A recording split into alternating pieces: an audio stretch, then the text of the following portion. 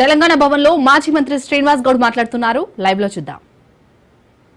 కొట్లాడినాం, parliament స్తంభింపజేసినాం, boycott చేసినాం, రాహుల్ గాంధీ గారి దగ్గర గొడవ చేయించినాం. అయితే లేదు, తప్పని పరిస్థితుల్లో పోతున్నామంటే ఎవరైనా నమ్ముతారు. కానీ ఏ ప్రయత్నం చేయకుండా ఎలక్షన్స్ను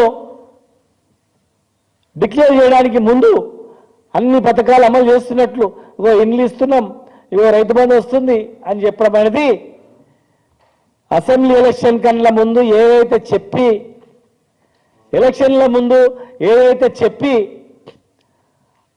వాళ్ళు ఎలక్షన్లో పోయి ఓట్లు వేయించుకున్నారో, ఓట్లు వేసిన తర్వాత ఈ బతుకులు, ఈ కులవృత్తుల బతుకులన్నీ ఎట్లా నాశనం చేసిండ్రో, ఇలా విద్యార్థులు ఎట్లా ఆగమైనరో, రిటైర్డ్ ఉద్యోగులు ఎట్లయితే వాళ్ళ పైసలు డబ్బులు రాకుండా ఎట్లయితే తన్నాడుతున్నారో,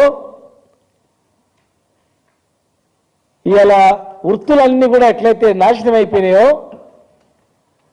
మళ్ళీ ఎలక్షన్ తర్వాత పూర్తి సర్వనాశనం కావడానికి ఖచ్చితంగా జరుగుతుంది. అది కనుక ఇప్పుడు అప్రమత్తంగా లేకపోతే మాత్రం కష్టమిగా ఎవరు కూడా మనల్ని బాగు చేయరు. కనుక మేము డిమాండ్ చేస్తూ ఉన్నాం, గ్యారంటీగా 100% మీరు ఇచ్చిన కామారెడ్డి డిక్లరేషన్ అమలు చేసిన తర్వాతనే ఎలక్షన్లకు పోవాలని చెప్పని, అప్పుడే మీది రోల్ మోడల్ అవుతుందని, అది చేయకుండా ఎలక్షన్లో పోతే మాత్రం ఖచ్చితంగా ప్రజలు గుణపాఠం ఖచ్చితంగా చెప్పాల్సిన అవసరం ఉంటుందని చెప్పి కూడా మరి ఇవన్నీ దృష్టి మళ్లించడానికే ఇక కేటీఆర్ గారి మీద కేసు అని, లేకపోతే ఇంకా రకరకాల కథలని అవన్నిటి కూడా ఏంటంటే తెరపై వేయడం, 200-300 కోట్లు పెట్టి అందాల పోటీలు ఆడి ప్రపంచంలో ఉన్నటువంటి సుందరి మల్ల తెలంగాణకు వస్తే వాళ్ళని వేధించి అవమానపరిచి మళ్ళా భవిష్యత్తులో తెలంగాణ కాళ్ళు పెట్టకుండా చేసిందేమో గొప్పనంట.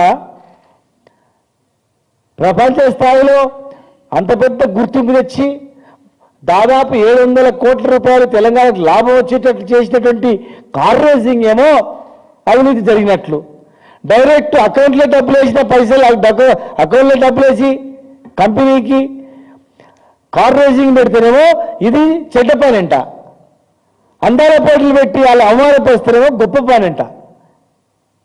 ఇది ఎక్కడి న్యాయం? ఇది ఎక్కడి ధర్మం? కనుక ఎన్ని చేసినా ఎవరు భయపడేది లేదు. తెలంగాణ ప్రజలు గమనిస్తున్నారు. ఖచ్చితంగా మేము కాంగ్రెస్ ప్రభుత్వాన్ని మేము డిమాండ్ చేస్తూ ఉన్నాం. 100% మీరు ఇచ్చిన ప్రకారం మీరు 42% నిధులు తెచ్చిన తర్వాతనే పోవాలి. మొత్తము మిగతా అన్ని మీకు ఎవరు అభ్యంతరం చెప్పండి, ప్రతిపక్ష పార్టీ స్వాగతిస్తుంది. రెడ్ కార్పెట్ వేసి మీరు అన్ని కూడా జీవోలు చేయండి.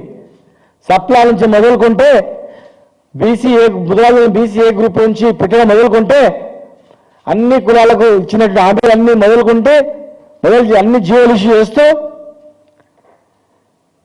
మిగతా కులాలకు కూడా మంత్రి పదవులు ఇచ్చి